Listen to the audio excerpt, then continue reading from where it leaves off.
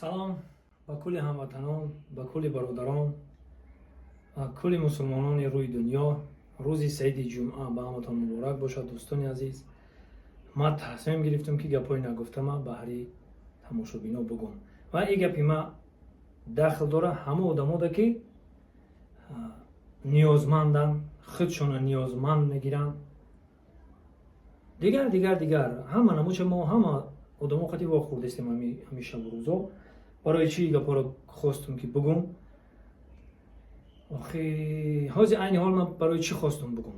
барои иқа хостум бигӯм ки ай одами бойда, ай одами хайркунда, ҳози тамошобинои мо киянд? ҳама одамое ки мегӯянд мо ниёзмандем. ҳози фақат моро ҳамин одамо тамошо кардастанд ки мекуванд, менависанд ки ки куҷода хайр рафтастай, ки дар куҷо мақсад садақа кардастай, мезананд ки садақаҳои гурӯи арабшо, садақаҳои мақсад ҳоҷи дӯстмурод, садақаҳои худтон гуфтаистем ки мо интернет кофтем, задем садақаҳои дӯстмурод, задем садақаҳои хайрҳои фалон фалон фалон фалон. ман дигарро номча намегирам. мақсад мекӯбем, шумо моро кофтастин ҳозир дар интернетҳо. барои ҳам қозӣ ман медонам ки ай одами бойда, ай одамое ки мақсад тиҷораткорану дигар кородан ва ё вақт надоранд тамошо кунанд, айни ҳол фақат ки моро тамошо кардастад? шумо одамое ки худтона ниёзманд мегиред. аввали аввал ман дар ҳама барномаҳо мегӯям ки дурӯғ ризқи одама кам мекунад. дурӯғ нагӯед ва чизе дурӯғ мегӯед дар комментария ҳамаш фош мешавад. худтон дидастен, худтон шарманда мешавед. худтон шарманда мешавед ба дурӯғи гуфтагитон. ҳеҷ вақт шумо дурӯғ мегӯед, ман дар назди халқ гапи дурӯғи шуморо ман такрор мекунам. ман дурӯғгӯ нестам. ман фақат аз сарам соқит мекунам ки таму гапа мада гуфтӣ, ман ҳамчун амонат гапа мегираму дар халқ пешниҳод мекунам ки инам хеле гапа, инам хеле мара гуфта инами одам, инама шумода гуфтаистам. ман ай худам дурӯғ намебуфам ҳеҷ вақт. ана барои ҳамин қад дурӯғ ризқи одама кам мекунад, ризқи худтона кам накунед. ай худо талаб кунед. мо ҳам ранги шумо як бандаем, ранги шумо як банда, як одамем, як муъмини мусулмонем. ай дасти мо ягон чи намеояд, фақат ҳамин хашм меояд ки акам байравак шидаем, мақсад ки пула мегирем, одамо меорем, дар даст шумо метиҳем. ин ҳамиқа гап. ё ки ҳозир мешавад ки ҳамин картои худтон ки бошад, мо дигар фақат ай дасти мо ин кор меояд ки дар байни халқ реклама кунем. реклама тамом ин ҳамиқа кор ай дасти мо меояд. барои ҳамиқа дурӯғ гуфтаги худтон дар комментария фош мешавад. як ва баъд мегӯем ки мо соҳиб надорем, ҳеҷ ки мо соҳибӣ намекунем, мо бесоҳибем. худованд ай соҳиби шумо якумаш, соҳиби ҳамаи мову шумо худованд ай.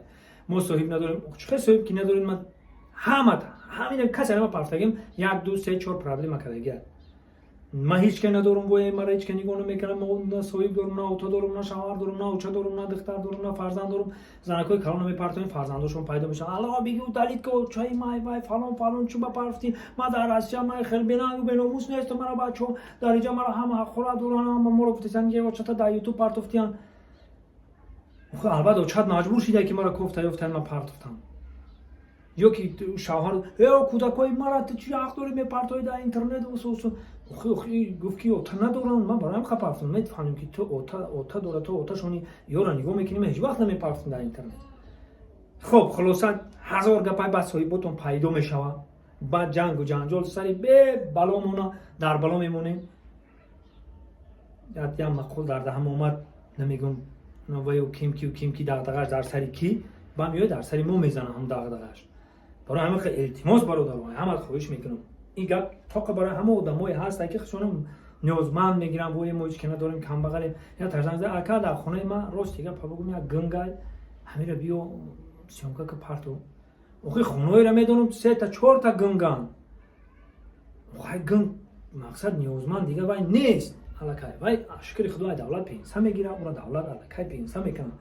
гурӯҳ 1 меша 2 меша 3 меша ман намедонам, пенса мекунанд ура аллакай. ва баъд гунго кор мекунад. ман хонаро медонам 3 4 гунгай кор мекунад, замин деҳқонӣ ҳама замин куҷоеде ки бошанд ақафои кори худшонанд. ба ё хай ман намедонам, ман бо гапи калон гап мезанам, бо дар назди худованд хидматгор мекунам. илтимос пеш аз занг задан аввал фикр кунед. худмат ӯ телефонро дар мегирам, дигар намедонам чӣ кор кунам.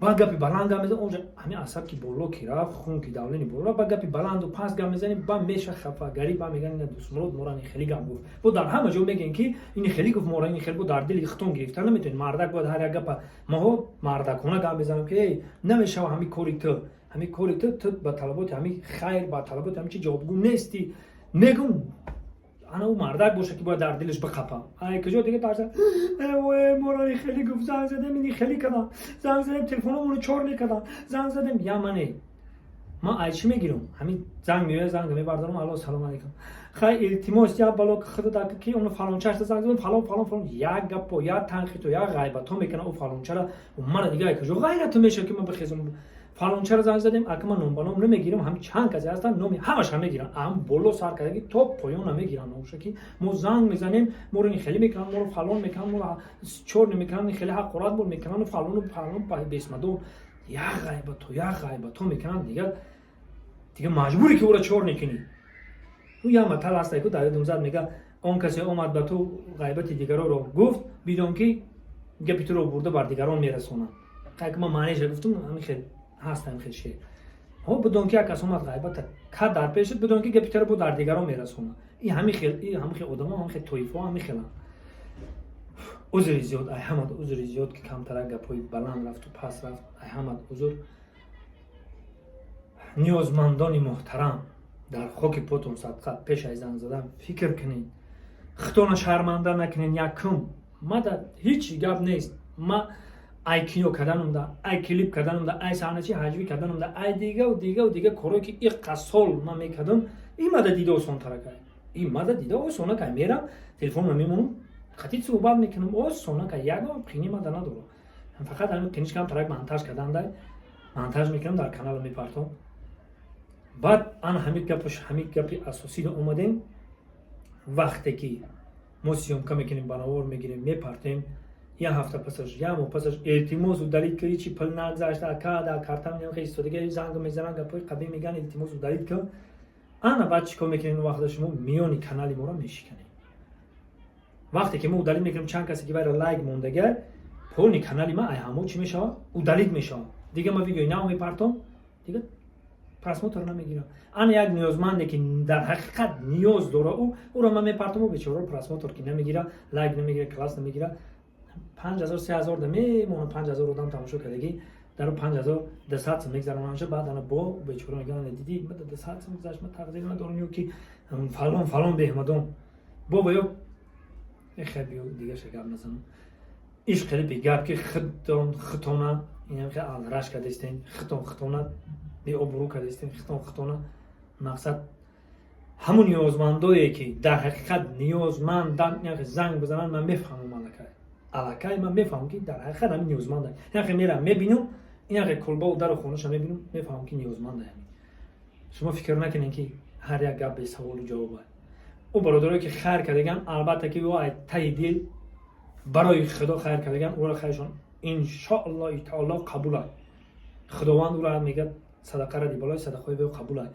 نه که دروغ شما خطون در گناه خطون در زن میشوه خطون رستوران کم میکنید باقی تنسات خونه بود باشین گپی بسیار خراب بود دیگه بسیار گپ نمیخوام گپ زنم التماس پیش از زنگ زدن فکر چکر کنین با زنگ بزنین با التماس مورا عصبانی کنین و با التماس مورا کم غم بدین برای همین کم گپ رو گپ زدم نیازمند باشین مرامت زنگ بزن بجان و دیل من مخدم این میرم بناور میگیرم سیمکا میکنم میپرتم فقط به شرطی که نیازمند باشین با برادرای دورم که در گرد و گوشه ما اصلا یار رفیقام بسیار که در حقیقت نیازمند باشی باید خیر خچون میکنن همون برادرایی که خیر میکنن من زنگ میزنم میگه دوستمون دیره چی پرفتی تو اینا فلان چه اون داتنی ترش نوشته که بهش نقطه فلان کار کردم میگشته فلان بهمدون با مجبورم که ما دلیل کردم وقتی دلیل کردم همه کارو برباد میره یا ریسک آدم دیگه نمونم خیلی نیازمندی التماس مرا خوب بفهمید در نامتون صدقه برادرای عزیز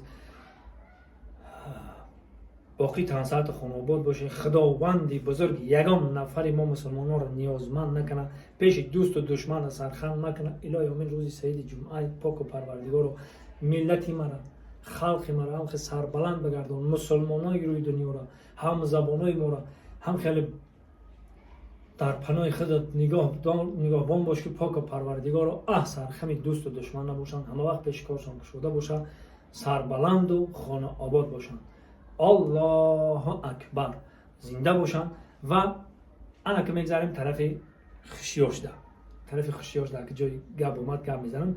طرف خوشیاش چیه؟